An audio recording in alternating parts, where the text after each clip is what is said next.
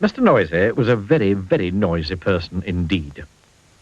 For example, if Mr. Noisy was reading this story to you, he'd be shouting at the top of his voice. And the top of Mr. Noisy's voice is a very loud place indeed. You can hear it 100 miles away. For example, when most people sneeze, you can hear them in the next room. But achoo! When Mr. Noisy sneezes, you can hear him in the next country. Now, this story starts when Mr. Noisy was asleep in bed, in his bedroom, in his house, which is on top of a hill. He was snoring. And, as you can well imagine, when Mr. Noisy snores, that is a snore worth hearing. It sounds more like a herd of elephants than a snore. Then Mr. Noisy's alarm clock went off. Mr. Noisy's alarm clock sounds like no other alarm clock in the world. Sounds more like a fire engine. Mr. Noisy woke up. And so, too, did all the people who lived in Wobbletown, which is at the bottom of Mr. Noisy's hill. Later that day, Mr. Noisy decided that he had to go shopping. He went out of his house, shutting the door behind him. The door wobbled. The house wobbled. The whole hill wobbled. Wobbletown wobbled. Even a bird flying high wobbled. Then Mr. Noisy walked down the hill.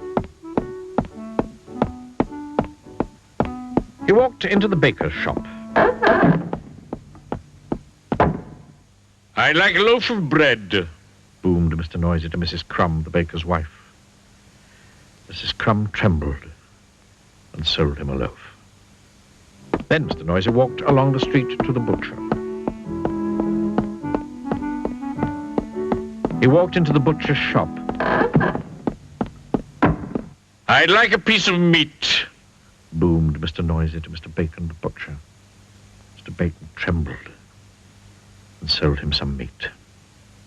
Afterwards, Mrs. Crumb met Mr. Bacon in the street. "We really must do something about Mr. Noisy being so noisy," she said. "Definitely," replied Mr. Bacon. "But what?" "I know," said Mrs. Crumb. And she whispered into Mr. Bacon's ear. Mr. Bacon smiled a small smile, which grew into a broad grin. "Mrs. Crumb," he said, "I think you've got the answer." The following day, Mr. Noisy again went shopping down to Wobbletown. He went into Mrs. Crumb's shop. I'd like a loaf of bread, He boomed. "I'm sorry, what did you say?" asked Mrs. Crumb, pretending not to hear. I'd like a loaf of bread, Mr. Noisy shouted. "Oh, I'm sorry," said Mrs. Crumb, putting her hand to her ear. Could you speak up a bit, please?" I'd like a loaf of bread, roared Mr. Noisy. "I can't hear you," replied Mrs. Crumb. Mr. Noisy gave up and went out. Mr. Noisy went into Mr. Bacon's shop. I'd like a piece of meat. And boomed.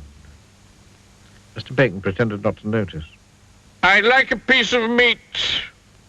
Mr. Noisy shouted. "Did you say something?" asked Mr. Bacon. I said I'd like a piece of meat, roared Mr. Noisy. "Beg your pardon," said Mr. Bacon. Mr. Noisy gave up and went out and went home and went to bed. Hungry. The day after, Mr. Noisy tried again. He went into Mrs. Crumb's shop. I'd like a loaf of bread. Boom. "A what?" asked Mrs. Crumb. Mr. Noisy started shouting at the very top of his voice.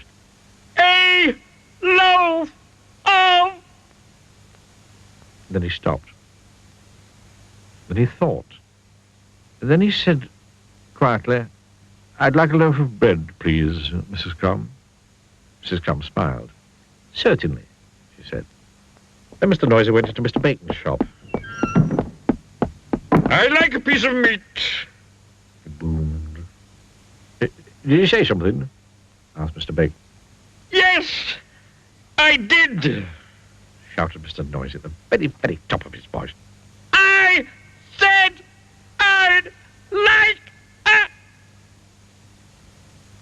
Then he stopped. And then he thought. And then he said quietly, "I'd like a piece of meat, please, Mr. Bacon." Mr. Bacon smiled. "My pleasure," he said. So, carrying his bread and meat, Mr. Noisy set off home up the hill. And then he stopped. Then he thought. And then do you know what he did? He tiptoed. A tiptoe was something that Mr. Noisy had never tried before. It was fun. And you know something? From then until now, Mr. Noisy isn't anything like as noisy as he used to be. And do you know something else? The people of Wobbletown are delighted, especially Mrs. Crumb and Mr. Bacon. And do you know something else? Mr. Noisy has learned how to whisper.